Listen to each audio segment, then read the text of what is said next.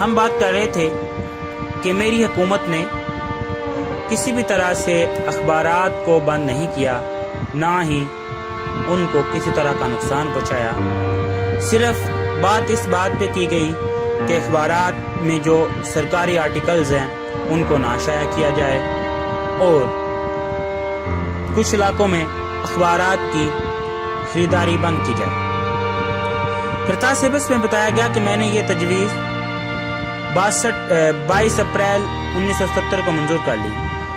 میں اس کا فیصلہ پاکستان کے عوام پر چھوڑتا ہوں کہ کچلنے کا یہ عمل اگر اسے پوری طرح سے نافذ العمل کیا جاتا تو زیادہ ڈراکونین تجویز ہوتا۔ جو کچھ موجودہ فوجی ٹولے نے کیا، اس فوجی ٹولے سے پاکستان میں پریس اور صحافیوں کے ساتھ جو سلوک کیا گیا اسے کس عمل کا نام دیا جائے؟ اس سلسلے میں میں لکھوں گا جو سلوک میرے اخبار اور اس کے پریس کے خلاف کیا گیا، اسے ایک طرف کر نظر انداز کر کے پریس اور صحافیوں پر ایک بیتی۔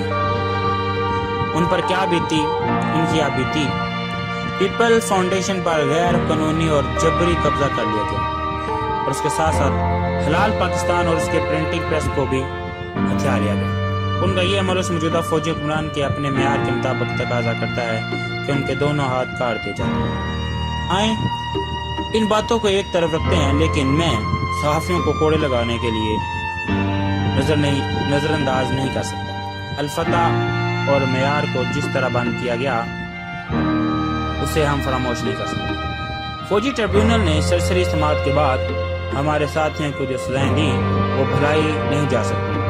اس وقت جب میں یہ سطور لکھ رہا تھا، صحافی بدستور گرفتار کی جا رہی ہیں۔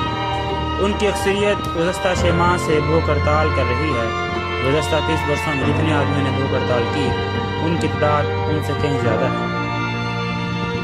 کرتاس ایبس کے صفحہ 393 پر بیان کیا گیا ہے کہ مسٹر یحییٰ بختار کی چیئرمین شپ اس پیشہ ورانہ کمیٹی کے اراکین میں سے ان کے لیے کسی نرم گوشی کا نتیجہ نہیں تھا۔ جس پیشے سے وہ تعلق رکھتے ہیں، یہ پرخیال خراج تحسین جو مسٹر یحییٰ بختار کو پیش کیا گیا، جو اس وقت اٹارنی جنرل تھے اور انہیں لا اینڈ آرڈر کمیٹی کا چیئرمین میں نے مقرر کیا تھا، درندگی پر مبنی اس دستاویزات کے خلاف ہی یہ زیب دیتا تھا کہ ایسا رویہ اختیار کرے، کیونکہ ایسی بات کہنے والوں کو ہی یہ صلاحیت گویا ملی ہے کہ وہ دوسروں کے دلوں کے اندر جھانک کر دیکھ سکے۔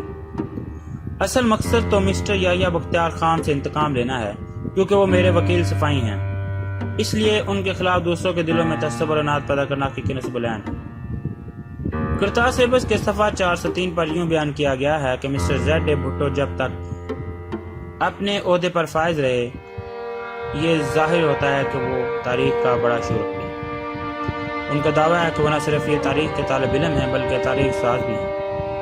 لاہور میں مقدمہ قتل کی خفیہ سماعت کے درمیان چپتے ہوئے لہجے اور طنزیہ مسکراہٹ کے ساتھ لاہور ہائی کورٹ کے چیف جسٹس نے مجھے مخاطب کرتے ہوئے کہا، آپ کا دعویٰ کہ آپ تاریخ کے طالب علم ہیں اور مجھے اطلاع دی گئی ہے کہ آپ کا یہ دعویٰ بھی ہے کہ آپ تاریخ ساز بھی ہیں۔ کرتاس ایبس کے ایک بڑے حصے میں حلقہ انتخابات کی حدود میں تبدیلی کرنے کو جو موضوع بیان کیا گیا، اس سارے قصے کا مقصد یہ ہے کہ میں نے حلقہ ہائے انتخابات کو نئے سرے سے سیاہ اور بطور خاص ضلع گجرات میں یہ سراسر جھوٹ ہے۔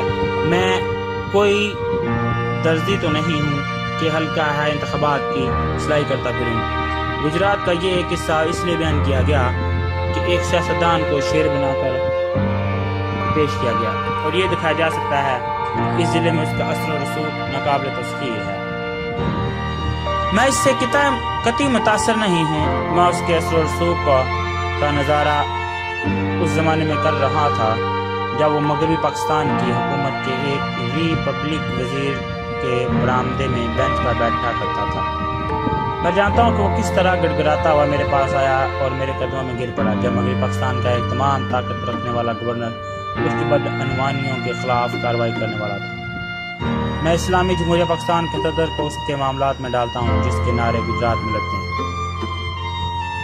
تو اس کی تردید کرے کہ میں جو کچھ کہہ رہا ہوں وہ غلط ہے۔